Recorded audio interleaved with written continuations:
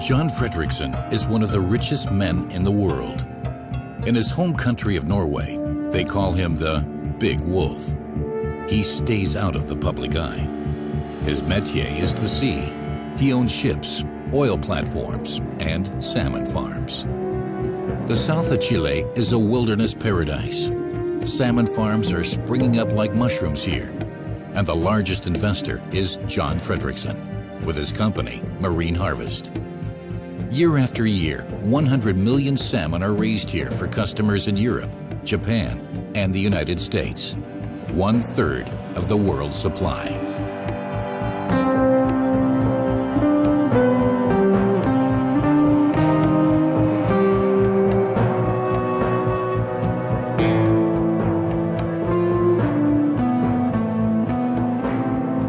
From above, the water looks peaceful, but below the surface, it's teeming with salmon. 200,000 per cage, 1 million per farm, twice the amount allowed in Europe. In Chile, environmental regulations are lax. It's a paradise for investors. Cristian Soto is one of 50,000 people employed in the salmon industry. He's a diver, and his workplace is the cages in the ice-cold water, 40, sometimes 60 meters deep. He cleans and repairs nets and removes dead salmon that have succumbed to disease.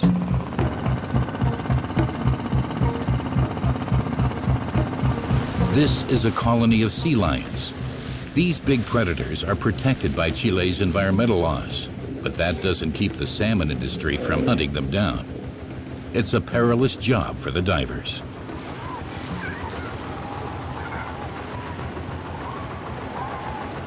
Estos lobos marinos se acercan a los centros de cultivo porque ahí ven. The sea lions attack. Salmon are what they eat. When they get into the cages, we have to take them out. Cuando esos lobos entran a la pecera y nosotros debemos retirar esos lobos. En algunas ocasiones, caretakers often shoot the sea lions. Then we have to go down and make sure they are really dead. That's a life-threatening task. Tenemos que hacerlo. Simplemente decides no hacerlo y diplomáticamente se te va a pedir que no entres a trabajar más. If you refuse, you lose your job. Last year, a sea lion pulled me down into the depths by my leg. My swim fins and diving mask were torn off my body. Y la máscara. También hay mucha basura. The ocean floor is covered with trash from the salmon farms, nets, pipes, tires, batteries, along with a thick layer of salmon excrement and undigested food pellets. It settles to the bottom of the sea and kills all living things there. Flora and fauna die.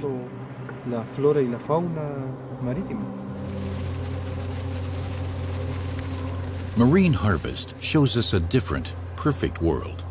They have invited us to visit a farm in the Rolankavi fjord. Above the waterline, everything looks clean and pristine. The fish are fed with pellets to accelerate their growth and fatten them up. They put on 4 kilograms in just 18 months. Wild salmon need 6 years to achieve that. The salmon in this fjord alone produce as much excrement as the population of a city of 1 million inhabitants.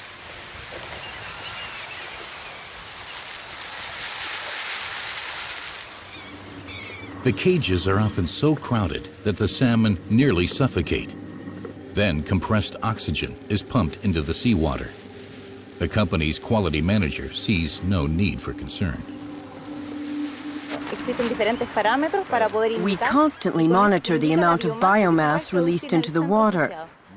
If it's more than allowed, we just drossel the production. That is the reality of marine harvest.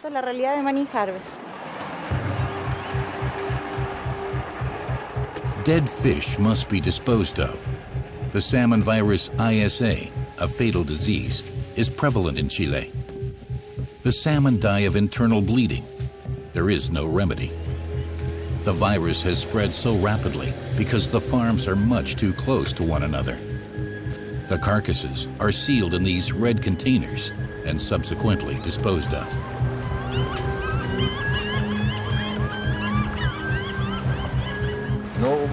Have there been any cases of ISA here in this fjord? No, not that I know of. Not in this fjord, as far as I know, and certainly not at any marine harvest farm in this area. You can ask the government fishing office.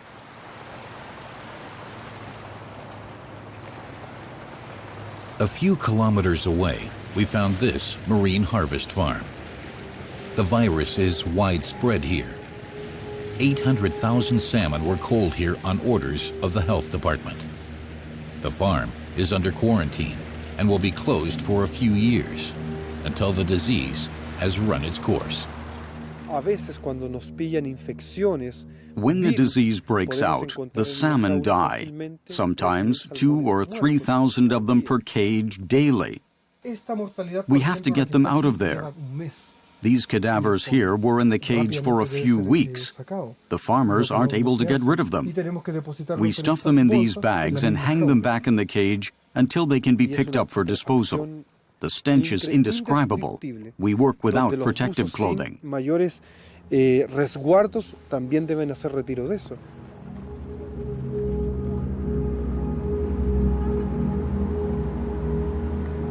Kochamo, a fishing village on the banks of the fjord, a village in crisis. Nothing else thrives here anymore but salmon. 38 salmon farms are just too many for a single small fjord. Stevens Arenas, the chairman of the Fishermen's Association, shows us around.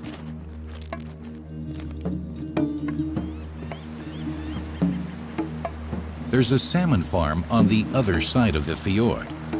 A fisher has caught some escaped salmon. That's illegal.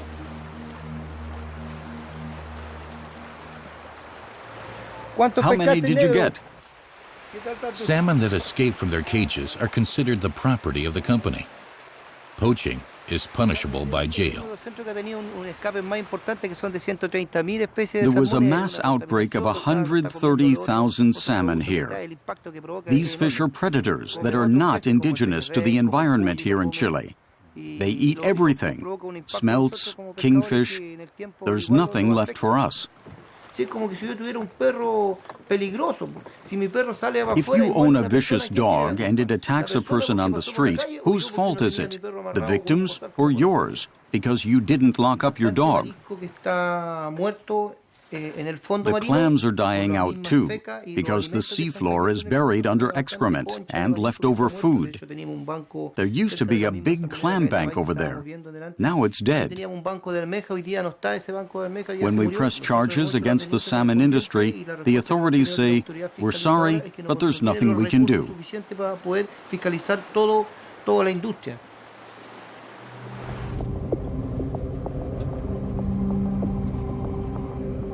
We decided to confront marine harvest with the accusations of the fishers. Although there are other industrial salmon producers, marine harvest is Chile's largest polluter, with a total of 70 farms. The company takes us on a tour of a lush natural paradise on the edge of the cold rainforest to the new Rio Blanco salmon farm. Adolfo Alvial is technical director of marine harvest in Chile. He has agreed to answer our questions, but first, he wants to show us his pride and joy, the ecological breeding station. Clean, good for the environment, with independent water circulation systems and biological filters. This facility is growing the fattened salmon of the next generation, 10 million of them.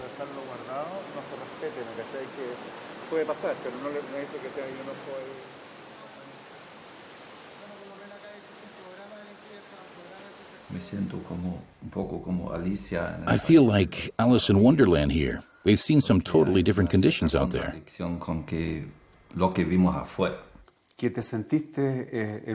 You are in the real world here. This is a land of miracles. This facility shows the change of direction that marine harvest is taking. This is where we want to go. I admit there's still much to be done. We met fishermen saying that the industry has destroyed their sources of income with the contamination, biological death of some areas. It's very sad what I'm going to tell you, and it's sad for me to tell you, but I have to tell you that as a Chilean, I am very also affected by the destruction of natural resources by fisheries before than aquaculture. The depletion in here of coastal resources was in the hands of fishermen. I mean, long before that we arrived here.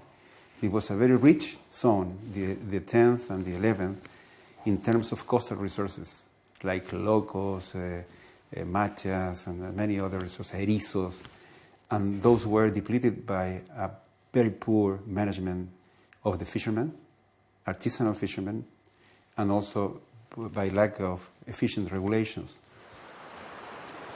Chilean and North American marine biologists have investigated the consequences of salmon farms on the fjord. Their findings? Many species are dying out or are being decimated. There are too many farms here. There was never an environmental impact study. Nobody knows how many salmon farms the fjord can stand. Its water takes 40 years to renew itself. The industry itself is already also suffering under the pollution that it has created.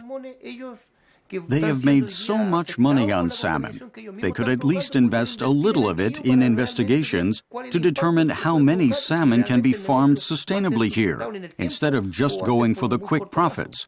The salmon industry is our enemy.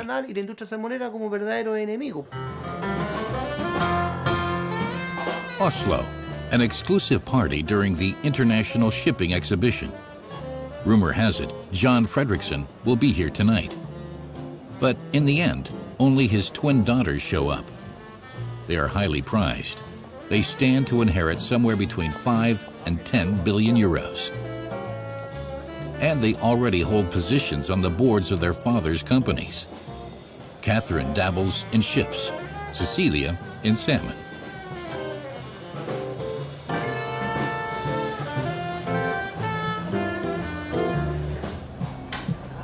The next day, John Fredriksen turns up on the Oslo promenade. A happy coincidence because there is virtually no film footage of him to be found. His recipe for success? Whenever a company hits hard times, he snaps up its stock and takes control of it. He is already running 7 global companies. We wrote to him and asked him for an interview. His answer? Not interested. He never gives interviews.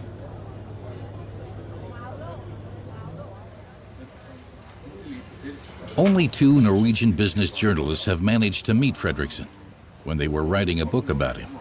Its title was The Big Wolf.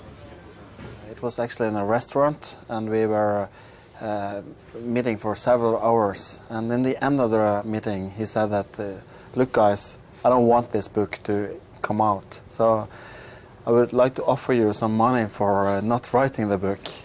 And we said, okay, we played along, how much? 1 million, he said. And then Harald said, you mean obviously $1 million? Yes, he said. And you asked each. Each, of course. And then later on, they were doing a deal on the napkin, writing, I hereby declare, and so on.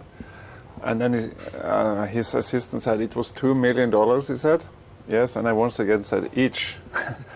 How came it that he became in fish farming the biggest in the world? Just by accident, I think.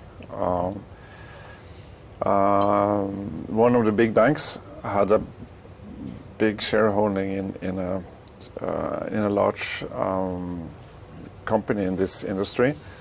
It was for sale to Olav Trøim. He saw the opportunity. This was cheap, and then when he got this, they started to merge other companies into it in a very fast. And yeah, so before when the dust settled, it was certainly the biggest in the world.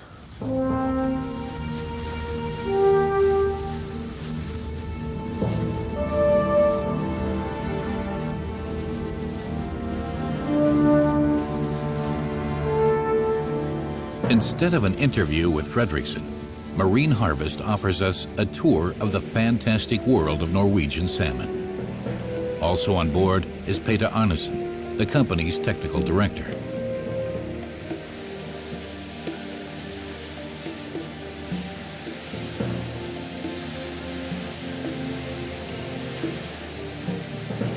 A marine harvest factory in Hjelmeland.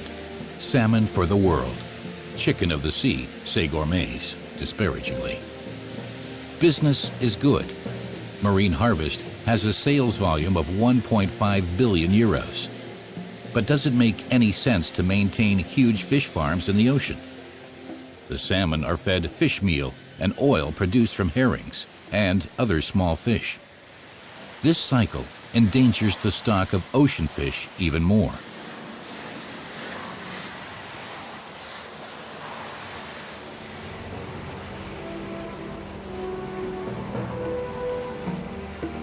In Norway, the company has more regulation to deal with than in Chile. Here, the government closes down farms that release too much pollution into the water. Licenses must be renewed every year. In Chile, they're valid for life. The cages here contain only half as many salmon as those in Chile, and the farms are farther apart. In Europe, Marine Harvest presents itself as a green-oriented, environmentally friendly, transparent organization.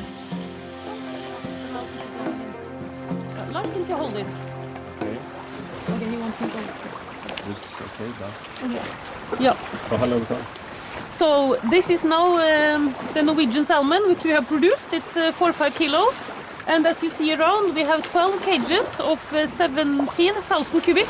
They are 30 meter deep, these nets, 40 meter in the cone. I will now put it out because it needs to be in the water. How does it feel, do you think, in your cages? In my conscience, I think this fish has what I believe. The fish has a good life in the sense. These fish, we are trying to give them fresh waters every day. We have clean nets and the density is low. We don't move them, we try not to touch them. And usually you can see if the fish is happy. It's like us. How can you see it?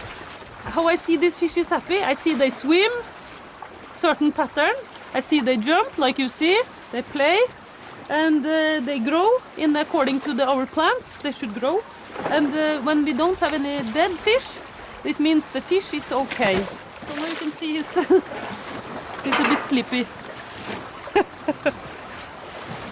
Marine Harvest in Europe, everything is fine, brilliant, the nice side of the business. And in Chile, you leave ecological cemetery.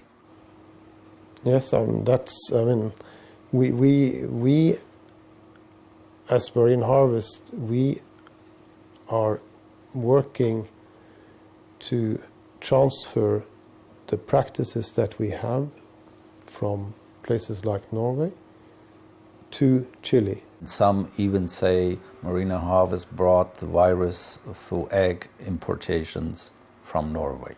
Yeah, this is something that, of course, is not correct. I mean, we have not brought the virus to Chile. Why should we do that? So how can you explain that most outbreaks were in Marine Harvest farms? Maybe, at least in the beginning, our experience from knowing how this actually looked made it easier for us to actually detect that our salmon had ISA. So you would exclude the idea that Marine Harvest has to do with the ISA import to Chile? Yeah, that's, I mean, you can never be 100% sure of anything, but it's doubtful, very doubtful. But I must say, in general, I would have liked to have been more prepared for this interview. I would have liked to have the questions beforehand.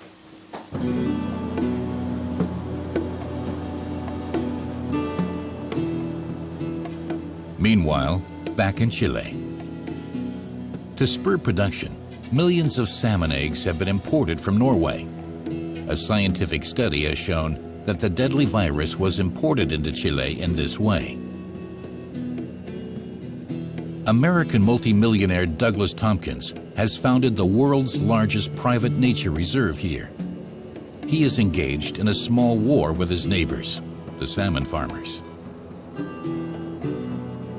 The densities and the closeness of cages make a so-called economic efficiency. You are able to mechanize it and control it more when it's in tighter and tighter spaces. But it leads to the disease that undoes the industry, you see?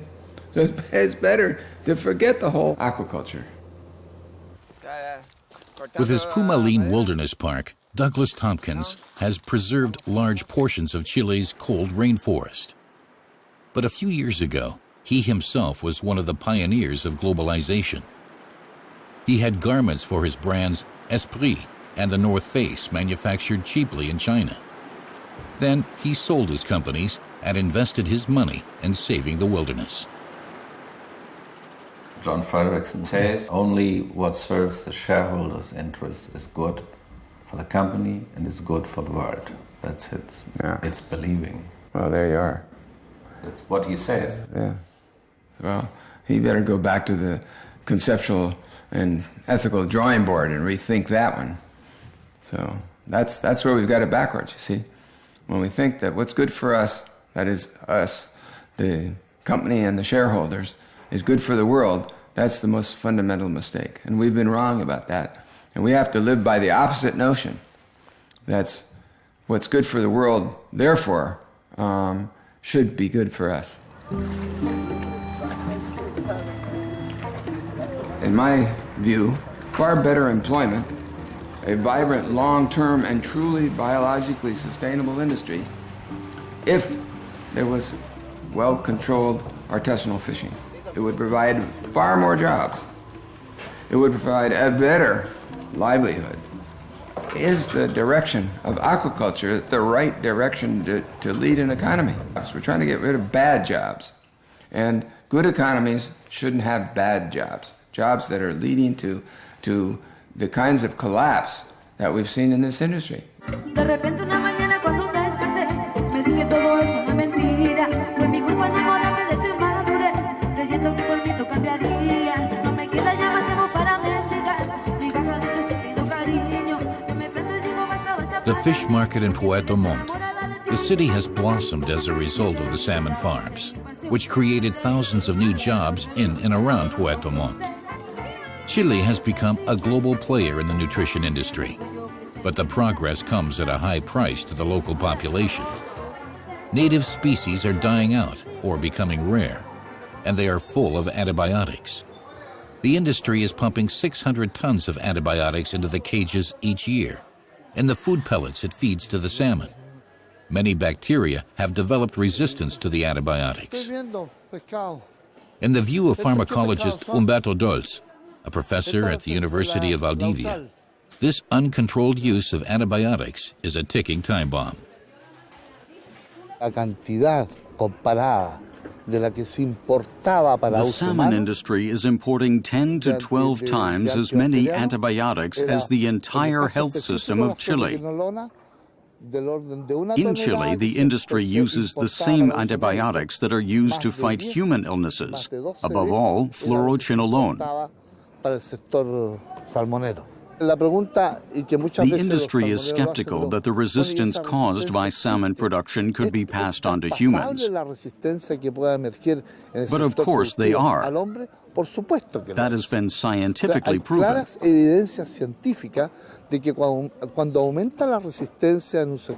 transmission occurs through all kinds of substances people come into contact with: water, seafoods.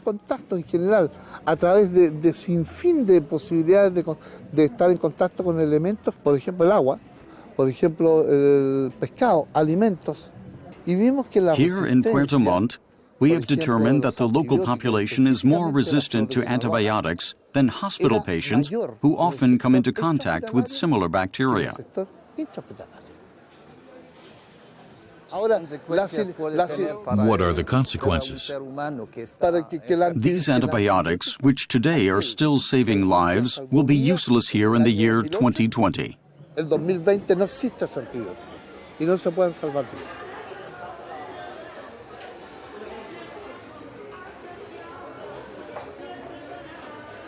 There's little evidence at the fish market of the former diversity of species in the Pacific Ocean, but there's plenty of inexpensive salmon.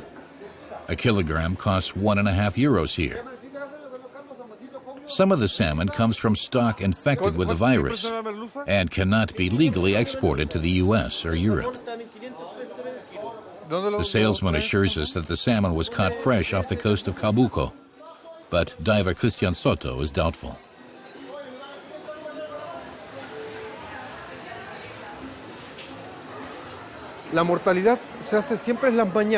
Every morning between 8 and 10, we remove the dead salmon from the cages.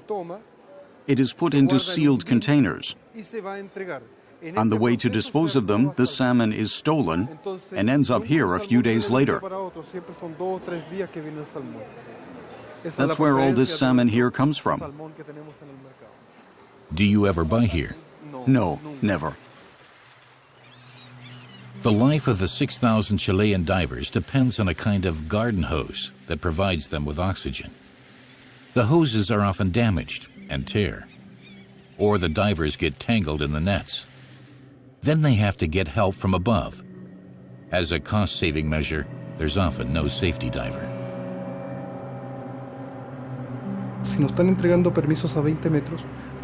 Our license allows us to dive to a depth of 20 meters, but the cages are 40 meters underwater. They don't coerce us, but if you refuse, someone else will do it. At a depth of 40 meters, there has to be a decompression chamber within 500 meters. The industry says that's too expensive. For them, a dead diver is cheaper. Last year alone, 18 of my colleagues lost their lives.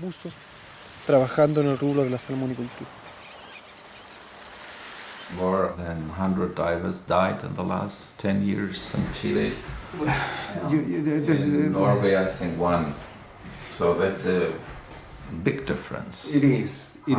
How is it explainable? No, it is not explainable. I don't think it should be explained. I can argument against the 100 because I'm totally convinced that those are not necessarily working in activities connected with the industry. Many divers, many times, are divers which are just getting shellfish in the coastal area, and they are charged as responsibility of the industry, which is absolutely not unfair. But it doesn't matter. It could be 10, it could be 12, it could be 20. It's not the point. Any single one should die. Christian Soto documents the accidents. For example, the one at Marine Harvest Pulchilco Farm on the 26th of August 2007. The diver didn't have a valid license, and damage to his equipment cut the flow of oxygen. There was no safety diver nearby. The victim was Pedro Pablo Alvarado, 29 years old. He died repairing the net that protects the fish from sea lions at a depth of 40 meters. During the investigation, the company maintained that the accident occurred at a depth of 20 meters. Everyone knows that can't be true.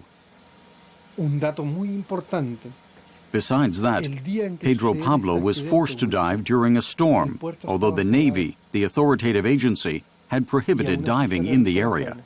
The diver was forced to dive in spite of the ban? Not only during this ban. In the salmon industry, diving goes on all the time, even if there's a storm. No one pays any attention to diving bans. That's how my colleague died.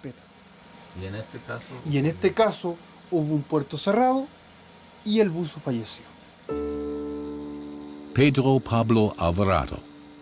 2 years after his death, Marine Harvest was forced to pay a fine of €2,000 for disregarding safety regulations. The prosecutor declined to file charges of manslaughter.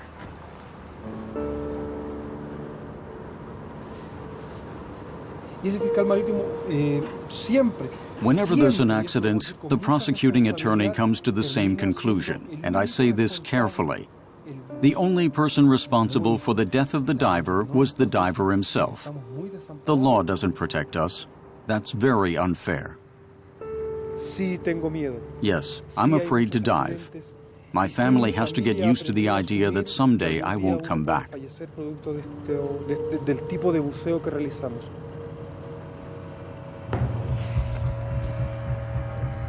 John Fredriksen has stated his personal philosophy. Whatever is good for the stockholders is good for the company. What price do the Chilean divers have to pay so the company can pay dividends? Excuse me, John Fredriksen, may I ask you one question? Just one question? No comment. The king of the salmon industry presents his latest creation to the world, a salmon wrap for McDonald's.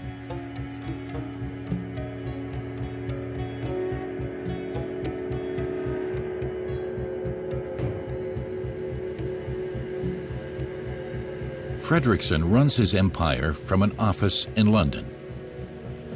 With a staff of 18 financial experts, he negotiates deals worth billions. The son of a welder, he has amassed a global empire, including Frontline, the world's largest shipping tanker company. Because he finds the tax rate in Norway too high, he has renounced his Norwegian citizenship and become a citizen of Cyprus.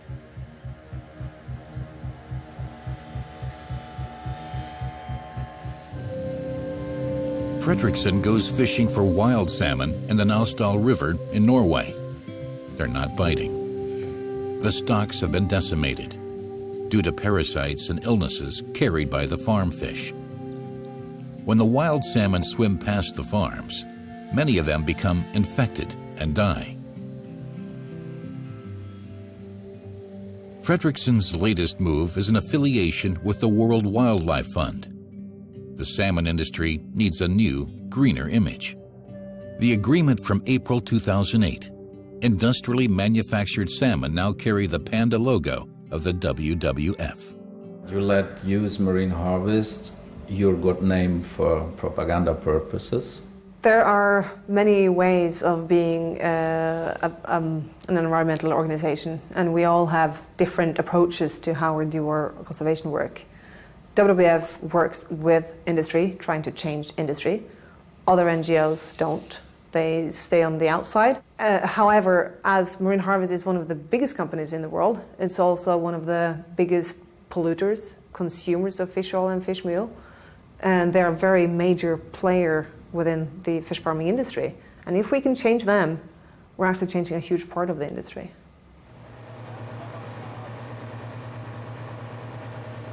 In Chile, there's no sign of change. It is noticeable, however, that the WWF is holding back its criticism. This troubles local environmentalists like Hector Kohl, a marine biologist who formerly worked as a project developer for the salmon industry. Today, he advises the fishermen's associations. The industry regards him as a traitor.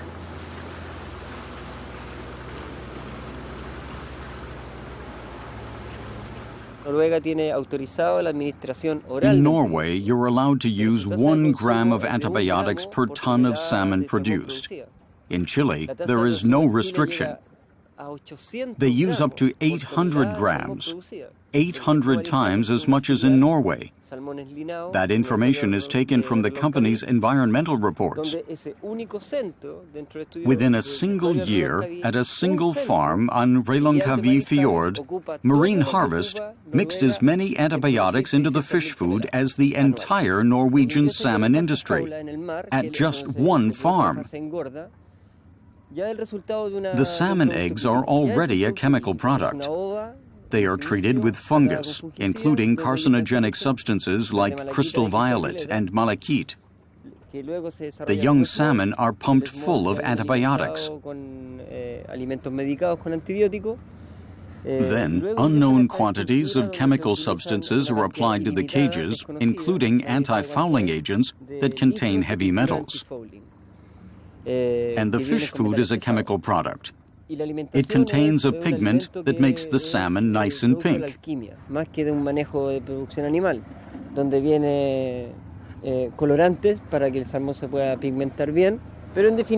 Nature proves us right. It's not possible to mass-produce salmon in a sustainable way that doesn't damage the environment. The companies are in the business for a quick profit, with no regard for the marine environment. WWF acknowledges that this is an industry which has a lot of benefits for coastal communities. It creates jobs and income, and it is an industry that we think will continue and that we don't see should be totally closed down. We are an unbeatable team. All I want is to work for Marine Harvest, to be one of the best.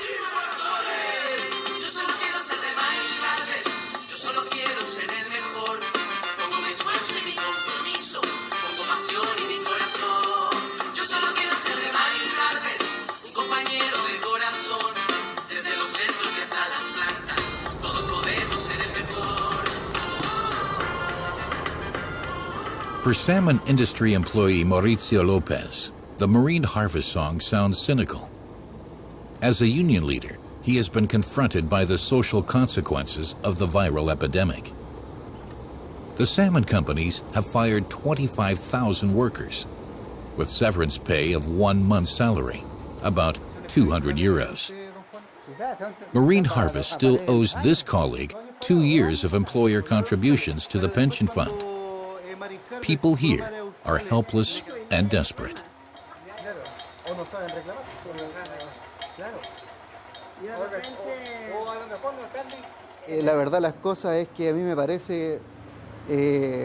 It's scandalous that environmental protection organizations like WWF are cooperating with Marine Harvest. In Norway, they sign a bunch of documents, and we here pay the consequences. Because now, in Chile, WWF is claiming that the industry is clean and good for workers.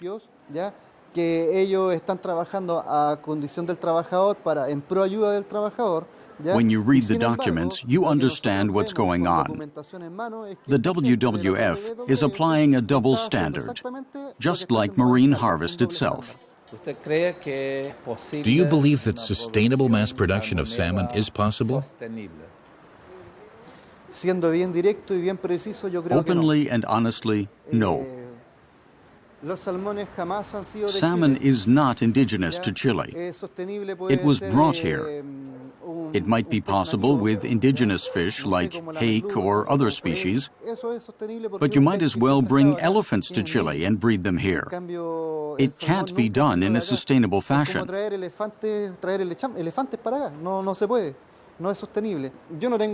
mess, the chaos here is Marine Harvest's fault. They brought the virus to Chile. They are to blame for our unemployment.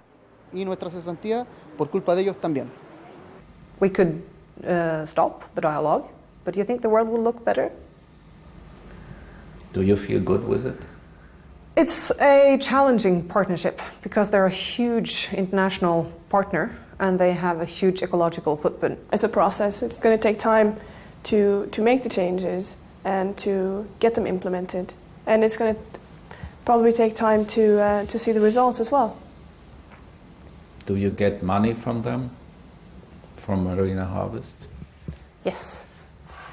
There's funding support to there's money involved in the agreement, so we get support for our marine conservation work here in Norway. How much? It's is that in euros or in NOK? Never mind. It's around 100,000 euros annually that WWF Norway get. Whose bread I eat, his song I sing. Isn't that a danger?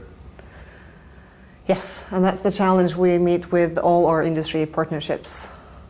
But as a global organization, I would say that we're quite prepared to to work with big industries and to keep criticizing them, although we take financial support from them. Director Arneson negotiated the partnership agreement with the WWF. We were not allowed to examine the language of the document, in spite of repeated requests. Marine Harvest didn't agree to any concrete requirements, and especially not for its locations in Chile. That's strange. They had crises in Norway, in other countries too. It's enough of experience, I would say. But in Chile, you didn't learn from the experience. Unfortunately, we had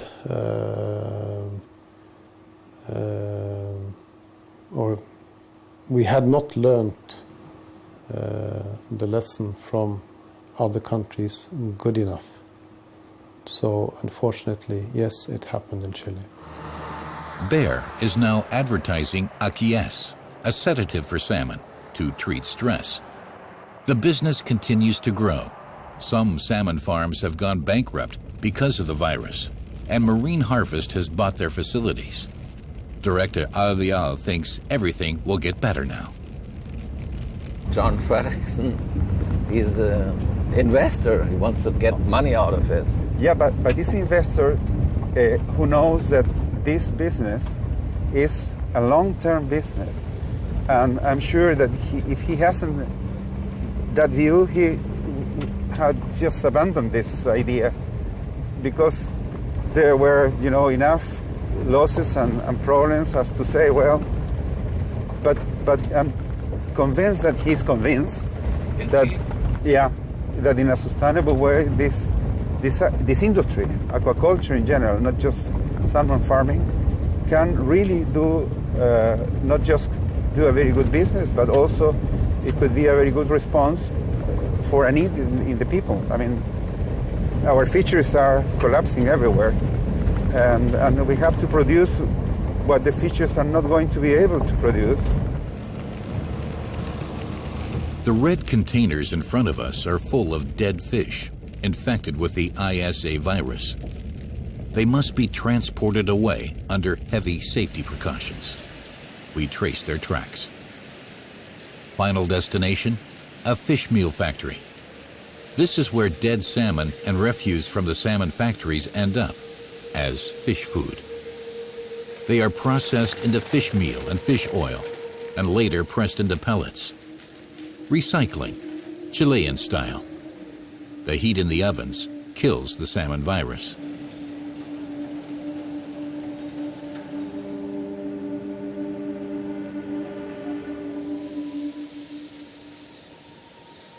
The fish meal factory primarily processes anchovies, valuable protein-rich fish from the Pacific. Instead of the fish market, they end up here. Producing a kilogram of salmon requires killing about 5 kilograms of wild fish and processing it into fish food. The salmon industry destroys much more animal protein than it creates. For this reason alone, it can't possibly be sustainable.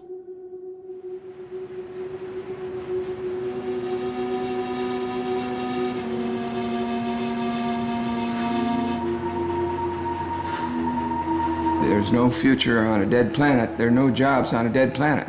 And the industry is producing a dead planet. There's no diversity, no economic diversity.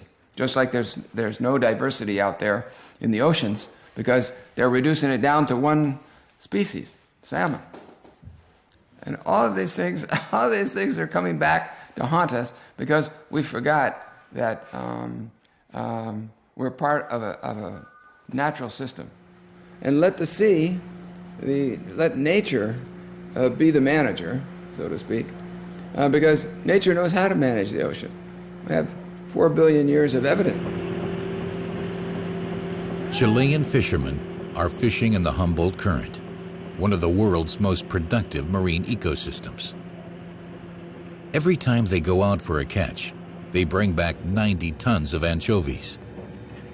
They too work for the industry, which has purchased most of the licenses issued by the government. 90% of all fish caught off the coasts of Chile and Peru end up in a fish meal factory. Look at them, how small they are. They're not even capable of reproducing yet. A healthy biomass we are driving to extinction before they are capable of reproducing. There won't be any left for future generations.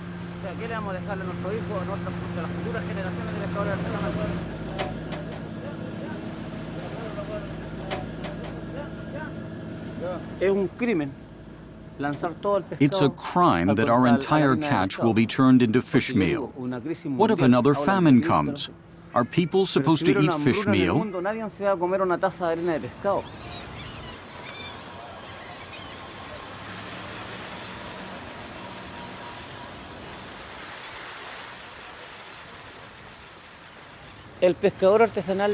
We are no longer free fishermen. We go along with this to survive.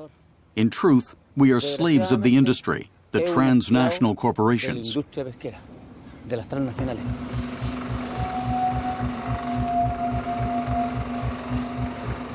Marine Harvest ends its relationship with us on the beach of Cabuco. We have been tipped off by the salmon workers that this slaughterhouse is releasing wastewater treated with chlorine into the ocean. The entire beach is dotted with marine harvest facilities. After just a few minutes, the director of the slaughterhouse appears. Hello? The way you were filming here, as though we had something to hide, it proves to us that you have ulterior motives. This is a public beach. Yes, but the facilities and franchises are private, owned by Marine Harvest.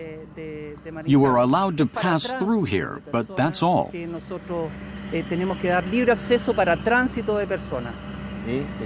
What does that mean? Well, for example, if you don't have permission to be filming, I would like to ask you not to take any pictures here.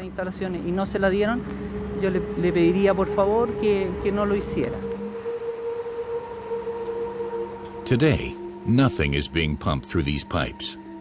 But a few days later, this photograph was taken at the same place. Wastewater treated with chlorine is being pumped into the ocean. Following this visit, Marine Harvest stopped talking to us.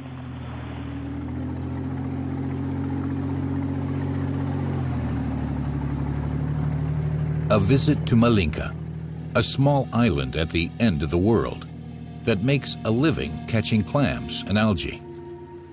At a farm belonging to a Chilean company, 500,000 salmon died in their cages from a lack of oxygen. The company left the salmon in the cages to rot.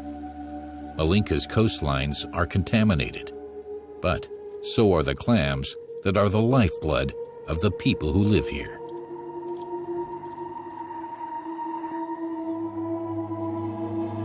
The clams, they're all dead. We have nothing else. Malinca will be a desert island. This one is still alive. All the others are already dead. From one end of the island to the other. No sé cuántas millas se le puede calcular de producto de mariscos muertos.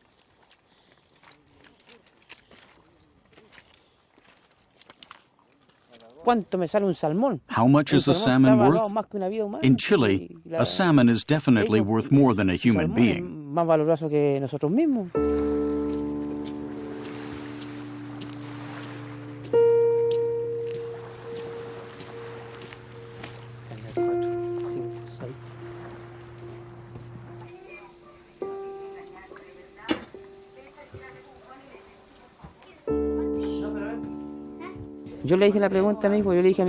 Yesterday, I caught a total of 9 crabs. When I got home, my son asked, "What happened to all the crabs? What am I supposed to catch when I grow up?" I didn't know what to say, and I told him not to ask me anymore. The way things are now, they've killed our ocean. No es necesario que tú me preguntes esto porque lo están matando.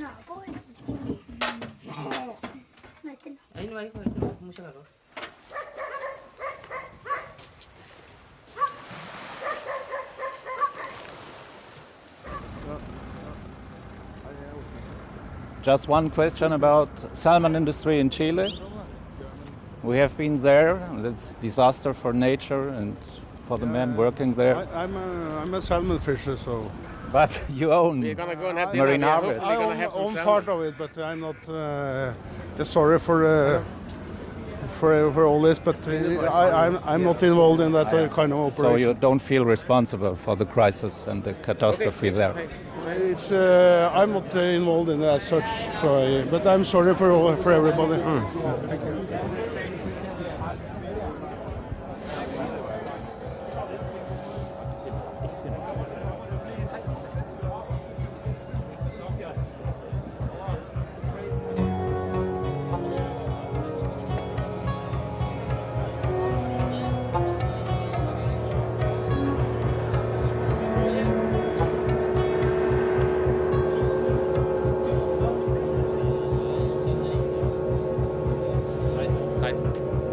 Så veldig hyggelig å filme inn i restauranten. Du må gjerne filme senere, men ikke inn i restauranten når du sitter og spiser. Yes. English? Sorry, you can't have the camera here because they're sitting eating there and you... Okay. Sorry about that. So you have to take it away.